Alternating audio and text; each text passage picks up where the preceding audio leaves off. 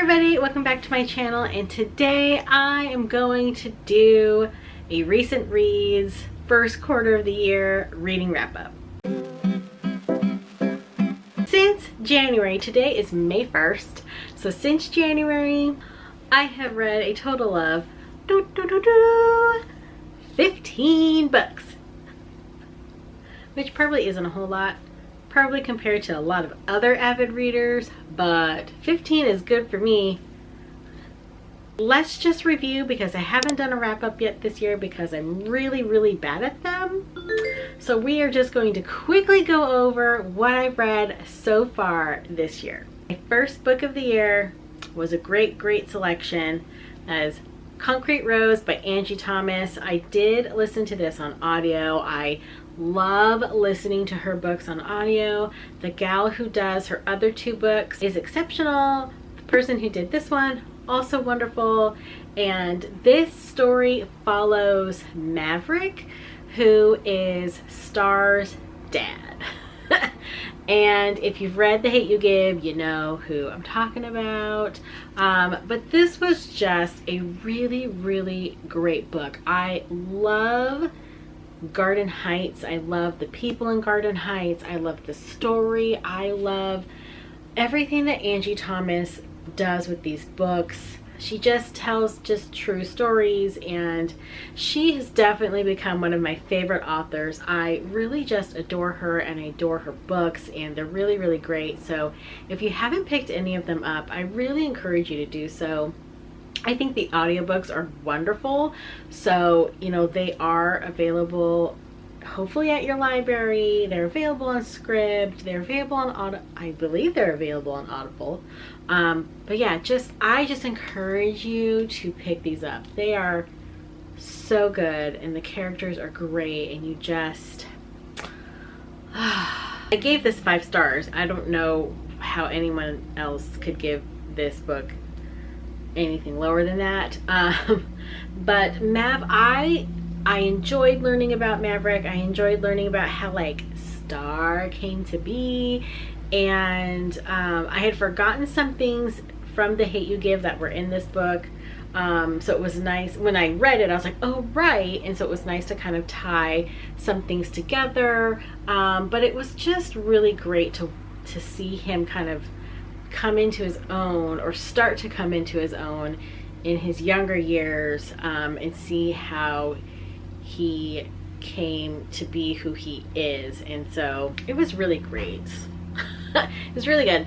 I encourage you to pick this up, and we're gonna put it back while we're going. All right, so the next set of books that I picked up honestly was just like completely spontaneous. I had not planned on rereading these this year at all. I didn't even know if I would reread them ever, but it was the selection, so I listened to it on audio, and I don't have the other books. I just have this one.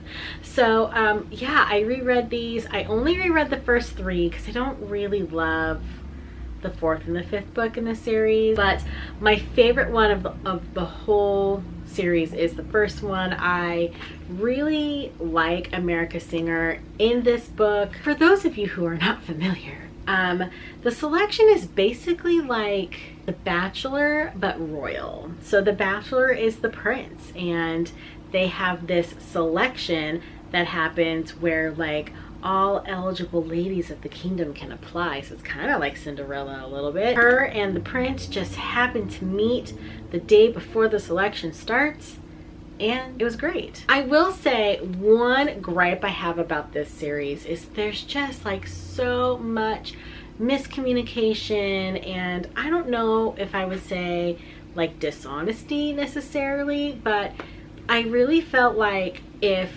they would just communicate with each other and be honest with each other, be vulnerable with each other, then we probably wouldn't have a lot of the drama that we had. And so the drama between her and the prince does get a little old, because it's like, okay, like I realize that you guys are teenagers in this book, but come on, like he's literally telling you things like, oh my gosh, just get it together.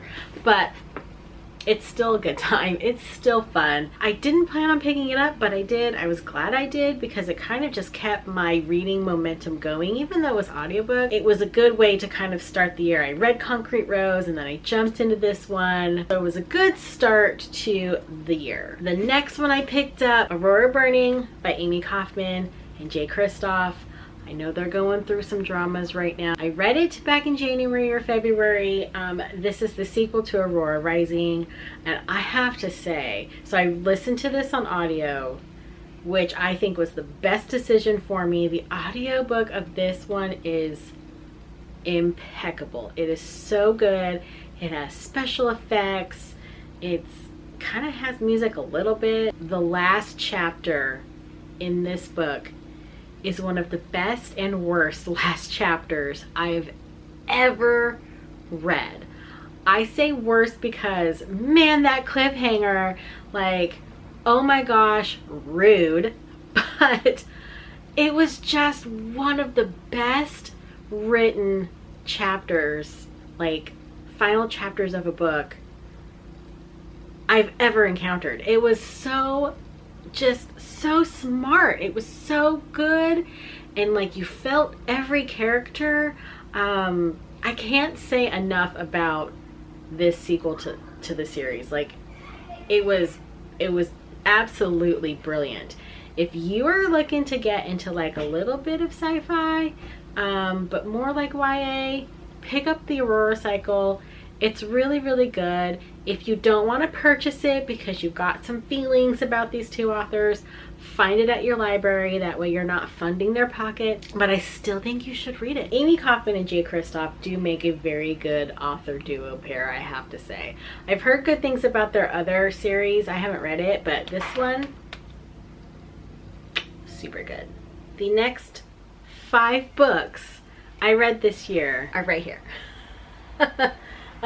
I read the Court of Thorns and Roses series, and I'm too lazy to take it off my shelf, but I read A Court of Thorns and Roses, A Court of Mist and Fury, A Court of Wings and Ruin, A Court of Frost and Starlight, and then the new release of A Court of Silver Flames, all by Sarah J. Maas, and I absolutely loved my reread. I loved almost every part of it. I had a great time with these books. They're just so fun. They're so fun. I did do separate vlogs for the book, so if you're interested, I will link them down below. I think they're so good. So A Court of Thorns and Roses, for those of you who are not familiar, basically a Beauty and the Beast retelling, but it's fae. And it starts off really great. My favorite book of the series is A Court of Mist and Fury because it's so good. A Court of Silver Flames was also exceptional. What I really appreciated specifically about those 2 books is that Sarah J. Maas did not shy away from addressing the trauma that the main characters were going through.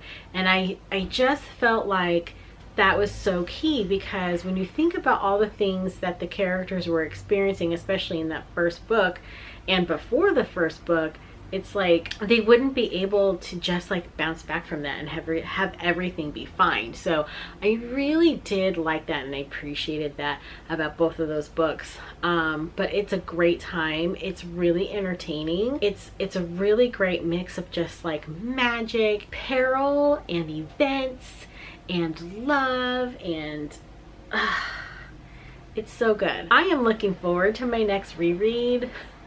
I'm not gonna lie, like I feel like I should wait until the next book comes out, but honestly, who knows when that will come out?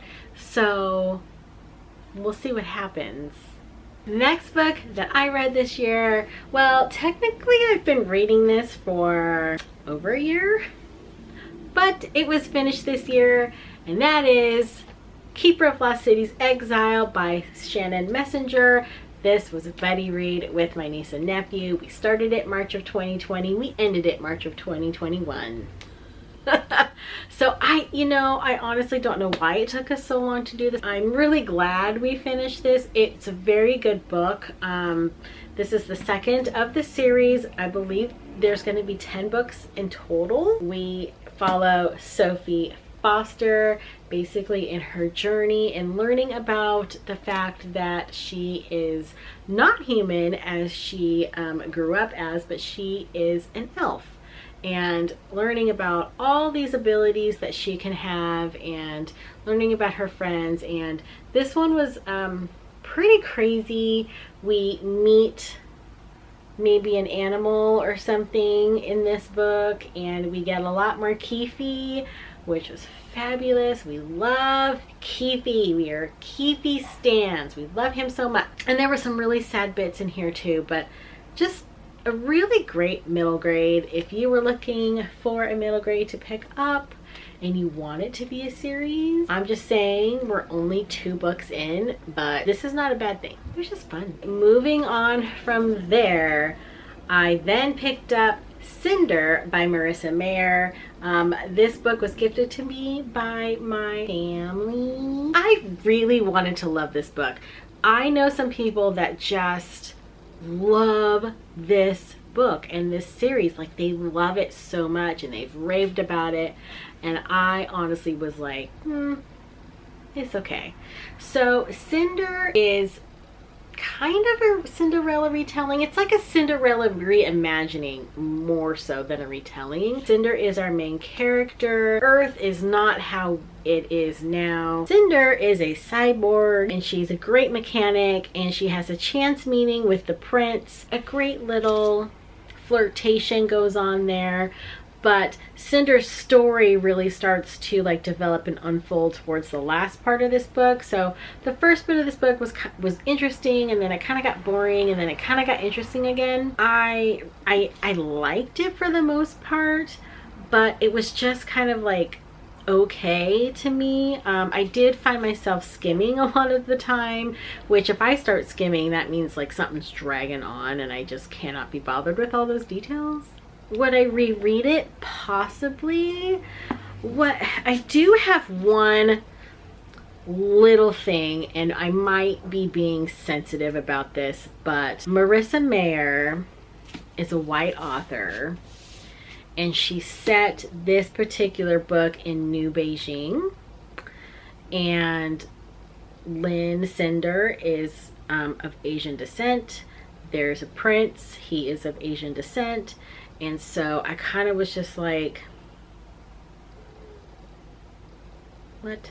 I think I'm probably just being a little sensitive, but honestly, I don't know why you use that as a setting, but also like, you know, and there was like mention of certain foods and stuff. So it was like, I don't know. It just was weird. The other thing I didn't like about this book, now that I'm thinking about it, is there is a zombie apocalypse type event going on in this book, very similar to the zombie apocalypse event that is happening now. And it's very contagious and there's no cure for it, and I was just like, oh, this is hitting way too close to home. Like, I don't really like that. So I think that's part of it as well. I do think if I had read this book maybe when I was in high school, I probably would have been totally in love with it. I probably would have really loved it at that time. I think maybe even if I had read this maybe like 10 years ago, I would have liked it. This was not out when I was in high school. Let's check though. Let's just make sure. I don't think this is a 20-year-old book. Wouldn't that be a thing? Yeah, it's not a 20-year-old book. It hasn't even been out for 10 years. So I guess I'll revise all of that and say if I had read it when it came out, I probably would have loved it. But I didn't, so there we go. I don't discourage you from picking this up. I do think it's interesting. It just hit kind of average for me. It was a good book. I'm not going to rave about it. I wouldn't not recommend it, but it's definitely not like a beloved book for me. The next book I read or finished is The Final Empire by Brandon Sanderson. This is the first book to the Mistborn trilogy. I did start this last year and stopped and then decided to pick it back up again, and I'm so glad I did. This is just a brilliant book. The plot that he thought of, all of the twists and turns, and it's really like Ocean's 11 heist but so much better. It's so much better than that. You follow a group of thieves who are trying to overthrow the Dark Lord, because apparently the Dark Lord won the war thousands of years ago, or 1,000 years ago. And so this little group of thieves has thought up of a plan to overthrow him, and it's insane. It's totally crazy. The main character, Vin, is kind of hard to get to know, I think. And took me a little bit to warm up to her, but I do appreciate just like the journey that we are experiencing with her. I always think it's clever when like we're learning about stuff as the protagonist is learning about stuff, but isn't that usually how it goes? The magic system that Brandon thought of in this book is so interesting to me. It's like based on metals and burning of the metals, and each metal does something different, and it is top notch. So I do encourage everybody to read this if you're looking to get into fantasy, or if you're looking for something that kind of has like a little bit more meat to it or makes you think. This is a really good book to read. There is some violence in there, some gory parts to it, but there isn't anything spicy, which is fabulous, and I think you should read it. The last 2 books that I have read so far from January 1st to April 30th are Scarlet and Cress, books 2 and 3 of the Lunar Chronicles. Scarlet is Red Riding Hood no, it's not even a retelling, it's a reimagining, where Scarlet, her grandma goes missing, and she goes on a quest to find her grandma and runs into a character named Wolf, and everything that unravels about his story is just insane. And it does tie in with Cinder, which I thought was really good, because Cinder definitely left on like a cliffhanger, and I knew that these books followed different main characters, and I was like, well, like, are we stuck there? Like, are we stuck with that cliffhanger and we're never gonna know? You find out. This one was also just okay to me. I was getting bored at times with this one. It was not hard to read, but I definitely was like, I need to pick this up and read it. You know, it wasn't like, ooh, I can't wait to read it kind of deal. But it was okay. I do like Scarlet. Scarlet is definitely, she ain't taking no BS, and I like that about her. I feel like it's definitely needed punch to the story and to the characters. Pretty much all I have to say about this one. Cress, on the other hand, is a Rapunzel reimagining, and Rapunzel, or Cress, is basically held prisoner not in a tower that we are used to, but in a satellite. And I just thought that was like such a unique idea, to have her in a satellite. This book is so much better than the other 2. Like, I like this book a lot more. I only gave it a half a star more, because it's not necessarily a 4-star read for me. It's not something that I beloved. I do like it. I do like it more. It's more fast-paced, more things are happening. The characters have come together in this book. Their stories have all just merged, and now we're all working towards one goal, which is really nice. Watching things come together, then fail, then come together, then fail, you know, is typical of a story. Fun to read. I actually read this one pretty quickly, so that's really good. I do not think I'm going to read Fairest or Stars Above. I'm just going to say that right now. But it was really good. I just finished this one last night, so I am going to start the next one here today. I do kind of feel like this one is worth reading the first 2 just to get to this one, because this one is very interesting, and there are some twists in here that you wouldn't expect at all, and it's just more fun. So yay. Those are the books that I've read so far this year. Hopefully I'll be a little bit better about like doing these recent reads videos and not like wait 4 months to do them, but we'll see, because as you can just tell if you sat through this whole video, I'm not the best at explaining a book, because I try not to be like, I try not to give spoilers. So there you go. I've had a really good reading year so far, which makes me happy. I've only been a little slumpy a couple times, but I was kind of slow to start this year. I mean, it took me a couple weeks to get into reading, and thank God for Concrete Rose, because who knows how I would have started this reading year. But I've had a good time so far. I'm looking forward to the rest of the year. Yay for books. I love books. If you have made it to the end of this video, why don't you leave a book emoji down below? Let's just have an emoji of the day, and today it's going to be books. And also, let me know some of your favorite books that you have read so far this year. I would love to know. There are probably some that I haven't read, and it would give me a great idea of other books to add to my long TBR list. So thank you so much for watching. If you are subscribed, thank you so much. If you're not, please consider doing so, and like this video if you liked it. And I will see you all next time. Bye!